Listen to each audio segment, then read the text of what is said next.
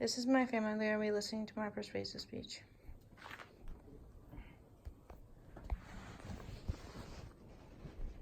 According to Kutztown University's website, it states that their vision is Kutztown University aspires to be a regional center of excellence, providing opportunity for advanced academic, cultural, and public service experience with a caring community designed to promote success in a global society. College and universities are tasked with educating their students and providing resources they may need to get them where they need to go in their workforce with the knowledge and skills that we need. However, many of these universities are more interested in providing their resources instead of providing air conditioning that can help with their academic success, which is what our vision statement is according to the university website.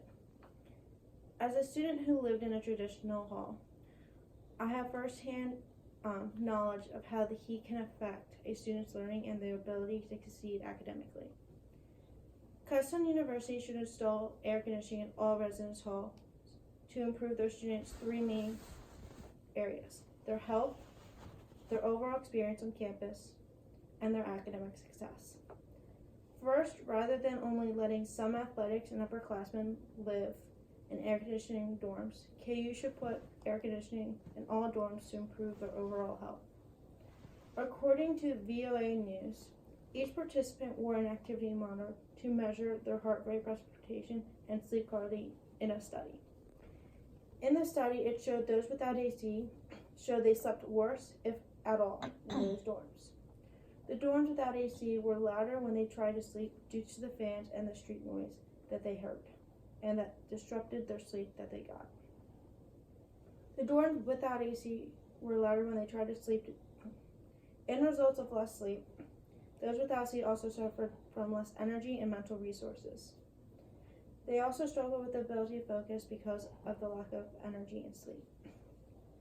In another article on Beauty and Health blog of Hello magazine, they stated extreme heat has a clear and negative impact on the intellect and on the physical activity, and the use of air conditioning can go some way over rectifying this.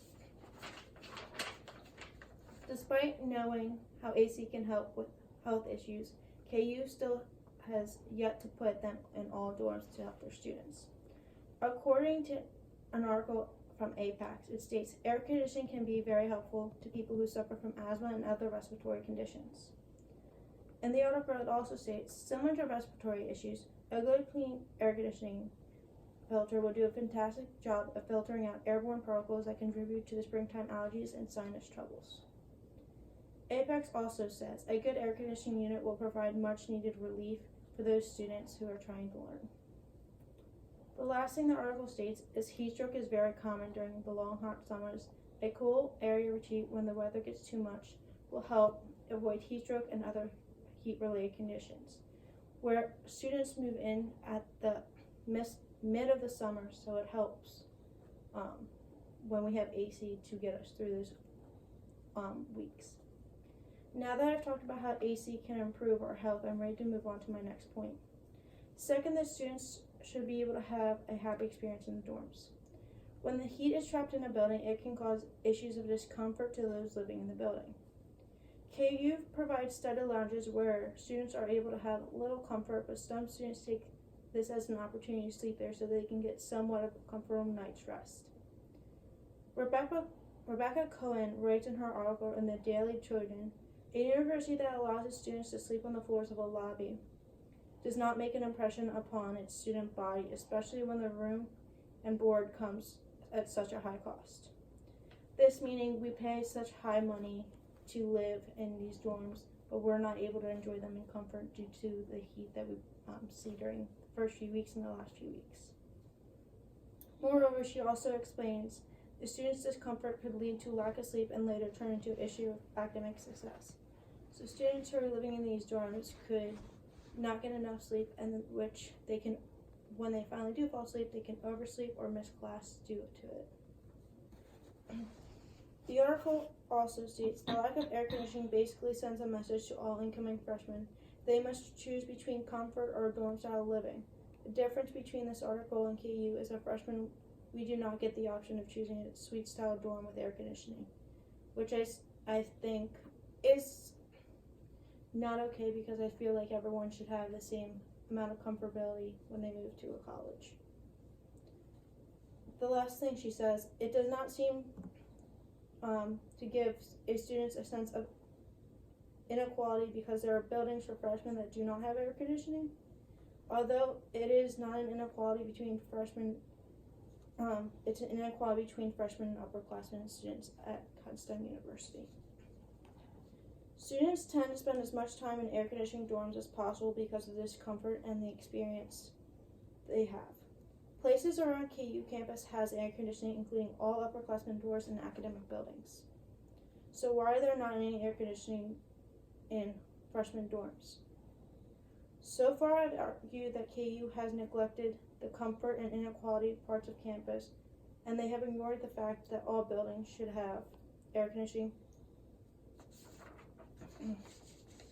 Third, and most importantly, with the heat and its lack of air conditioning in freshman dorm, it affects Kutztown University's academic success, which goes against Kutztown University's vision. An article by an air conditioning company explains why air conditioning is essential for schools. The article states that the environmental affects a student's learning as much as 25%. The same article states a study of 4.5 million New York City high schools exit exam illustrates a higher classroom temperatures create a 12.3 higher likelihood of failing a subject exam and a 2.5 lower chance of them graduating on time. One reason why, because mistakes increase exponentially in overheated environments. Although this is taking place in a high school, it's the same thing in colleges. We are experiencing these high temperatures while in classrooms, as well as our dorm buildings where we do most of our studying. In the article, it also talks about a study about a classroom being too cold or too warm. According to the study, when a classroom is too cold or too warm, the brain does not focus on learning. In another article by Harvard School of Public Health, extreme heat is linked with a reduced cognitive performance among young adults in non-air conditioned buildings. That talks about a study that's conducted on college students in air conditioning dorms and non-air conditioning dorms. Results showed that those who did not have AC performed worse on all tests compared to those who had air conditioning. They could not focus easily and their memory was not as good. Moreover, the article talks about how extreme heat can have severe consequences for public health, and the heat is the leading cause of death and neurological phenomena in the U.S.